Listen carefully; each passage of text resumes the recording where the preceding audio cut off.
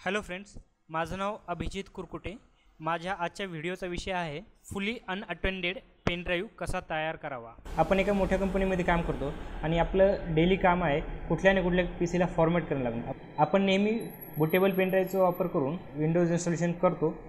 त्याचबरोबर आपल्याला काही सॉफ्टवेअर्स इन्स्टॉल करावे लागतात जे की नेहमी कॉमनली असतात आणि काही कॉमन सेटिंग असतात ज्या करण्यासाठी तुम्हाला तिथे थांबावं लागतं फिजिकली आणि प्रत्येक वेळेस त्या सेटिंग कराव्या लागतात। किती बरं होईल की एखाद्या अशा ट्रिकने आपण हा वेळ वाचू शकतो आणि बॅकग्राऊंडला तुमच्यासाठी कोणतरी काम करत राहील, कुठल्याही सेटिंग मिस होणार नाही, तुमचं कामही कंप्लीट होईल। तर मी तुमच्यासाठी आज हा व्हिडिओ घेऊन आलेला आहे ज्याच्या उपयोगाने आपण 5 मिनिटात आपला अनअटेंडेड पेन ड्राईव्ह तयार करू शकता। आपल्याला प्रत्येकाला माहिती आहे की बुटेबल पेन ड्राईव्ह कसा तयार करावा। आपण नेहमी ज्या सॉफ्टवेअरने बुटेबल पेन ड्राईव्ह तयार करता तो त्या पद्धतीने करा, त्यात काही फरक पडणार नाही। आपल्याला अनअटेंडेड काय ॲडिशनल करता येईल त्याबद्दल आपण पाहूया। त्यासाठी आपल्याला सर्वात आधी एक आन्सर फाईल तयार करावी लागेल जी की विंडोज इन्स्टॉलेशन होत असताना ती बॅकग्राऊंडला काम करत राहील। त्यासाठी एक वेबसाईट आहे विंडोज आन्सर फाईल जनरेटरची, मी तुम्हाला लिंक डिस्क्रिप्शनमध्ये देईल, त्या वेबसाईटला व्हिजिट करा। उदाहरणार्थ आपल्याला रेग्युलरली विंडोज 7चं इन्स्टॉलेशन करावं लागतं, त्यासाठी आपल्याकडे पेन ड्राईव्ह तयारसुद्धा असतो। मग काय करायचं, या वेबसाईटला आल्याच्यानंतर डेस्कटॉपमध्ये यायचं आणि विंडोज 7 हे ऑप्शन निवडायचं। यामध्ये तुम्हाला भरपूर काही ऑप्शन्स आहेत जे तुम्ही वापरू शकता, तुमची प्रोडक्ट की इथे वापरू शकता। माझ्याकडे कुठली प्रोडक्ट की नाही, माझ्याकडे इव्होल्यूशन व्हर्जन, त्यामुळे मी ह्या प्रोडक्ट की डिलीट करतो। त्यानंतर लायसन ॲग्रीमेंट ॲक्सेप्ट करणं, प्रॉडक्ट की स्किप करणं, या रेग्युलरच्या सेटिंग्स आहेत। तुमच्या सेटअप लँग्वेजचा कुठला UUI आहे, तुमच्या कम्प्युटरला तुम्ही रेग्युलरली काय नाव देता, मी समजा इथे यूजर नाव देतो। ऑर्गनायझेशन असेल तर ऑर्गनायझेशनचं नाव टाका। सर्वात महत्त्वाचे तुमच्या कीबोर्ड लेआउट कुठला आहे। भारतामधला मॅक्झिमम कीबोर्ड हे US लेआउटमध्ये आहेत, त्यामुळे इथे काही चेंज करण्याची गरज नाही। फक्त currency and date and time हा इंग्लिश इंडिया निवडावा, जे की आपल्याला मॅन्युअली करावं लागतं। त्या सेटिंग्स आहेत। टाईम झोन मी माझा निवडला, माझी UIची लँग्वेज निवडली, माझं नेटवर्क लोकेशन निवडलं, माझ्या अपडेट बाबतीच्या सेटिंग्स मी इथे निवडल्या। त्यानंतर या कॉमन सेटिंग ज्या आहेत त्या आपण करायच्या आहेत। कंट्रोल पॅनलचा व्ह्यू हा क्लासिक ठेवला, आयकॉन्स लार्ज आहेत। जास्त ध्यान देण्याची गरज आहे ती पार्टिशन सेटिंगमध्ये। यामध्ये जर तुम्ही चुकीचं ऑप्शन निवडलं तर तुमचा डेटा लॉस होण्याचे चान्सेस असतात। या अनअटेंडेड सेटअपसाठी एक रेडी आन्सर फाईल मी तयार करून ठेवलेली आहे, ज्यामुळे तुमचा पार्टिशन फॉर्मॅट होणार नाही। तुम्ही हवे असल्यास तीसुद्धा वापरू शकता। तुमचा यूजरला नाव द्या, ॲडमिनिस्ट्रेटर राईट द्या, पासवर्डची जर गरज असेल तर पासवर्ड द्या आणि खाली इथे आल्यानंतर तुम्हाला एक आन्सर फाईल डाउनलोड करण्यासाठी उपलब्ध होईल। ती फाईल डाउनलोड करून घ्या, तिला सेव्ह करा। तुमची फाईल सेव्ह झालेली आहे। फाईल ओपन करा, फाईलचं लोकेशन ओपन करा, ती फाईल तुम्ही कट करा आणि तुमच्या पेन ड्राईव्हमध्ये पेस्ट करा।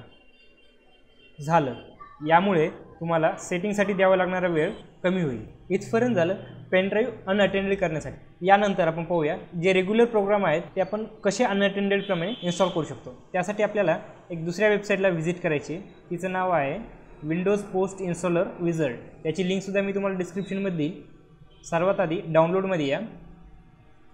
डाउनलोडमध्ये आल्यानंतर तुम्हाला फाईल डाउनलोड करायची आहे। साधारणतः 4 ते 5 MBची फाईल आहे। डाउनलोड झाल्यानंतर ही फाईल तुम्हाला एक्स्ट्रॅक्ट करायची आहे।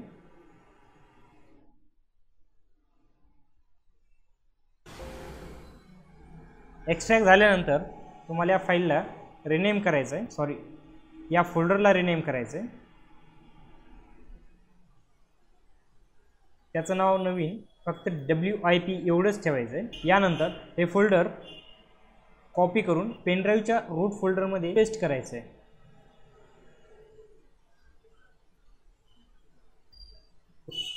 आता आपलं फोल्डर कॉपी करून झालेलं आहे। फोल्डर ओपन करायचं आहे। यामध्ये काही आपल्याला फोल्डर्स आणि काही फाईल्स आहेत। तर आपल्याकडे जे रेग्युलर सॉफ्टवेअर्स करावे लागतात ते सॉफ्टवेअर्स सर्वात आधी आपण पेनड्राईव्हमध्ये कॉपी करून घ्यायचे. त्यासाठी माझ्याकडे इथे काही रेग्युलर यूज करणारे सॉफ्टवेअर्स आहेत. ते सॉफ्टवेअर मी कॉपी करून घेतो आणि WIP फोल्डरच्या इन्स्टॉल फोल्डरमध्ये पेस्ट करतो.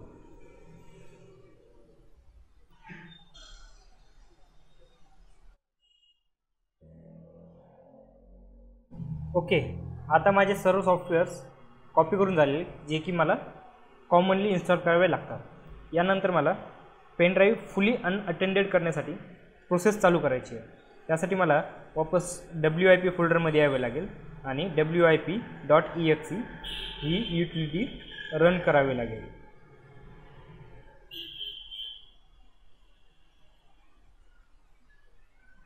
हा आपला WIPचा इंटरनल मेन्यू आहे. यामध्ये आपल्याला डाव्या बाजूला काही बेसिक ऑप्शन्स आहेत ज्यामध्ये आपण कॉमनली सेटिंग ज्या लागतात त्या करू शकतो. त्यासाठी मला कॉन्फिगमध्ये यायचं आहे. कॉन्फिगमध्ये आल्यानंतर इथे नवीन एंट्री ॲड करण्यासाठी एक ऑप्शन आहे, क्लोन करण्यासाठी ऑप्शन आहे. क्लोन म्हणजे एक्झिस्टिंग जे आहे त्याचेच डुप्लिकेट तयार करणे आणि चुकीची एंट्री डिलीट करण्यासाठी. खाली इथे सॉफ्टवेअरचं नाव लिहिण्यासाठी जागा आहे.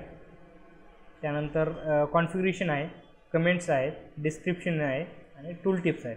मला जास्त काही ऑप्शनमध्ये जायची गरज नाही, फक्त डिटेल्समध्ये बाय डिफॉल्ट जो आहे तिथे सॉफ्टवेअरचं नाव लिहावं लागेल.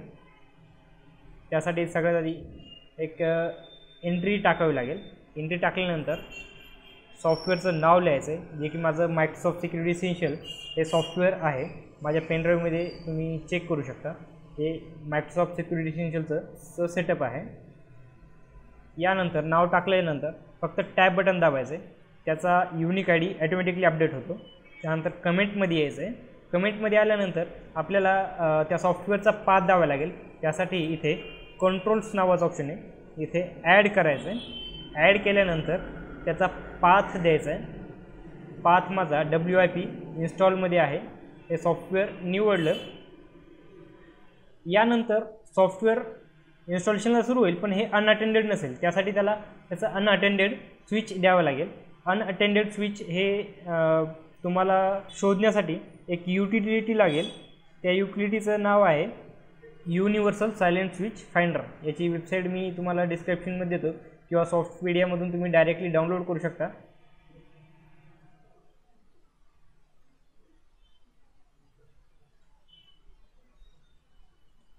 झाल्यानंतर त्याला डाउनलोड झाल्यानंतर त्याला ओपन करा. ओपन केल्यानंतर तुम्हाला त्या सॉफ्टवेअरचा पाथ द्यावा लागेल. पाथ देण्यासाठी तुम्हाला फाईल निवडा. त्यासाठी पेनड्राईव्हमध्ये यावं लागेल. इन्स्टॉल नावाच्या फोल्डरमध्ये मायक्रोसॉफ्ट सिक्युरिटी इसेन्शियलचं मी सॉफ्टवेअरचा पाथ दिला आणि ओपनवर क्लिक केलं. थोड्या वेळातच मला कळेल की यासाठी स्विच अवेलेबल आहे का. याच्यासाठी स्विच इथे उपलब्ध नाही आहे, पण मी मायक्रोसॉफ्टच्या वेबसाईटवरून शोधून घेतले. स्विच आहे /s/run WGA चेक. हा त्याचा सायलेंट स्विच आहे. नंतर सेव्ह करायचं आहे. फाईल सेव्ह झाल्यानंतर आपल्याला आता दुसरा प्रोग्राम घ्यायचा आहे, ॲड करायचा आहे. ॲड केल्यानंतर त्याचं सॉफ्टवेअरचं अपडेट आपण सेकंडली घेऊ. टॅब मारला की युनिक ID माझा अपडेट झालेला आहे. कमेंटमध्ये येऊन मला त्या अपडेटचा पाथ द्यावा लागेल.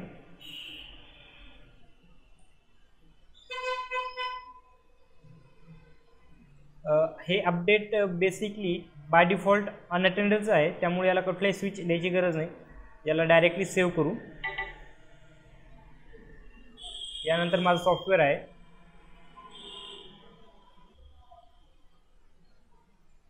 टॅब मारला की युनिक ID माझा अपडेट झालेला आहे.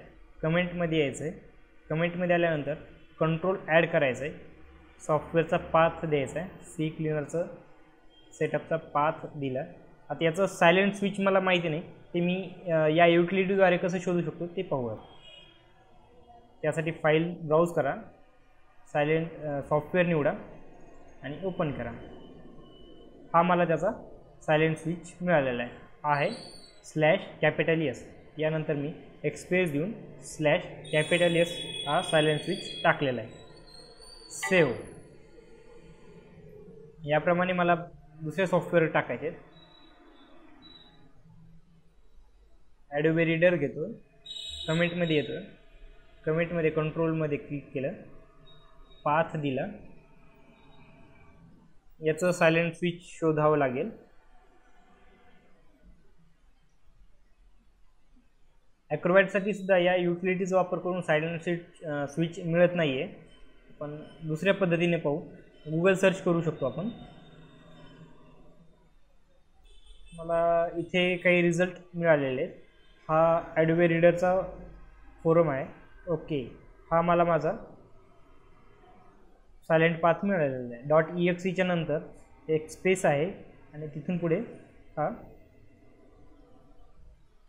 मी सायलेंट स्विच कॉपी केलं आणि माझ्या युटिलिटीमध्ये पेस्ट केलं. त्यानंतर सेव्ह केलं. त्यानंतर मला ॲड करायचं आहे पुढचं सॉफ्टवेअर फायरफॉक्स. कमेंटमध्ये यायचं आहे, ॲड कंट्रोल करायचं आहे, ब्राउझर चेक करायचं आहे, फायरफॉक्स. याचा सायलेंट स्विच सुद्धा सॉफ्टवेअरने मिळत नाही आहे. मी आधीच चेक केलेले. त्यासाठी स्विच आहे /MS.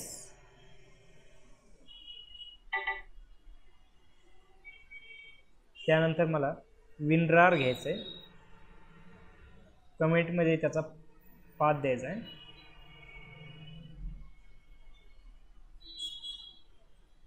त्याचा सायलेंट स्विच मला शोधावं लागणार आहे.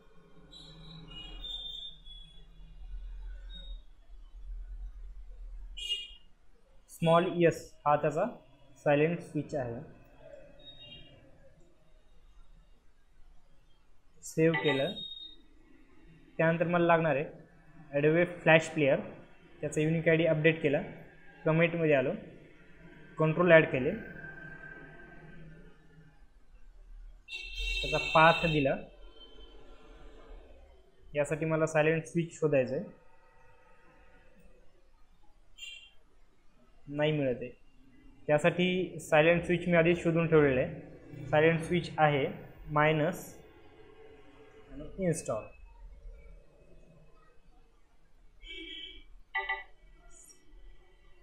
त्यानंतर मला MS ऑफिसची सुद्धा गरज आहे. कमेंटमध्ये यायचं आहे, कंट्रोलमध्ये यायचं आहे आणि Office 2013ची exe द्यायची आहे. पण हे फुली अनअटेंडेड नसणार आहे. यासाठी कुठलेही स्विच तुम्ही देऊ शकत नाही. याला सेव्ह करा. यानंतर तुम्हाला परत एकदा आपल्या वेबसाईटची मदत घ्यावी लागणार आहे. इथे या. इथे तुम्हाला ऑफिस मिळेल. ऑफिसचं जे व्हर्जन आहे ते निवडा. तुम्हाला आधी ज्याप्रमाणे सेटअप च्या गोष्टी केलेल्या आहेत त्या गोष्टी तुम्हाला इथे घ्याव्या लागतील. No setup UI display, setup notification complete घेतली आहे. त्यानंतर माझ्याजवळ कुठली प्रोडक्ट की असेल तर टाका, नाही तर इव्होल्युशनसाठी ही डिलीट करून टाका. याने तुमचा डेमो व्हर्जन इन्स्टॉल होईल. रिबूट करण्यासाठी तुम्हाला जर गरज असेल तर रिमूट करा, नाही तर तुम्ही हवे असलेले ऑप्शन निवडावं. Me always prompt for reboot option निवडलेले.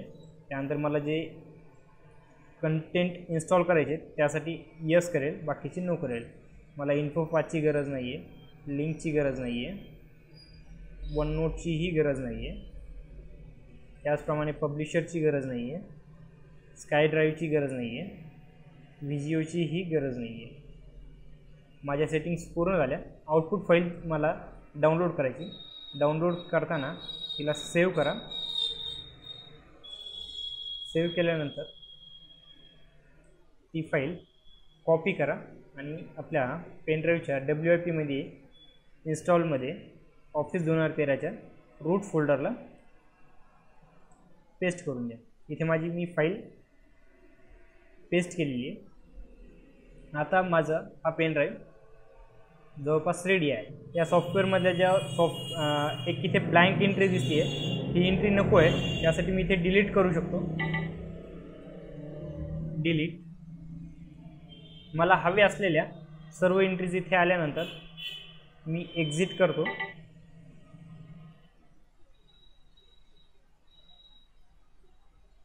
आता आपल्याला लक्षात आलं असेल इथे काही एंट्रीज आहेत. ओके, मी डिलीट केल्यानंतर ह्या न्यूची एंट्री सेव्ह नव्हती केली, त्यासाठी मला परत एकदा कॉन्फिगमध्ये यावे लागेल. ही डिलीट करावी लागेल एंट्री.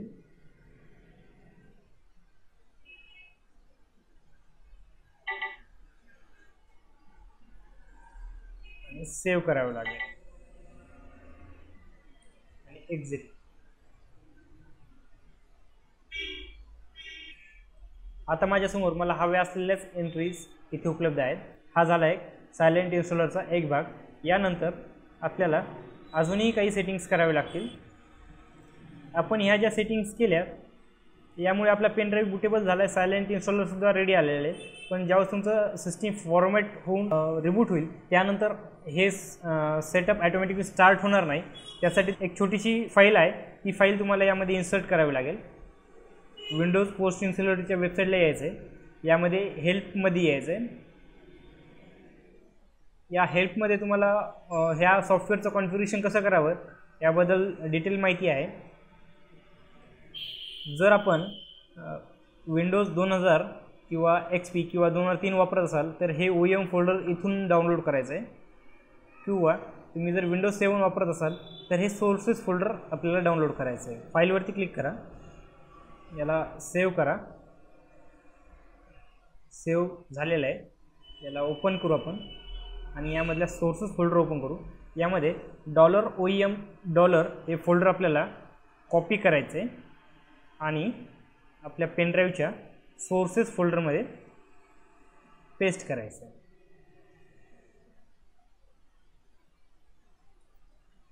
ओके, आता आपला फोल्डर इथे अवेलेबल आहे. यानंतर आपला पेनड्राईव्ह फुली आपण एकदा का सेटअप चालू केलं तर सगळे सॉफ्टवेअर्स इन्स्टॉल होऊन आपल्याला सिस्टीम रेडी होईल. तोपर्यंत आपण इतरही कामं करू शकता, दुसरी सिस्टीम पाहू शकता. हा व्हिडिओ आपल्याला नक्की आवडला असेल. आपल्याला काही अडचणी असतील तर तुम्ही मला कमेंटमध्ये विचारू शकता. हा व्हिडिओ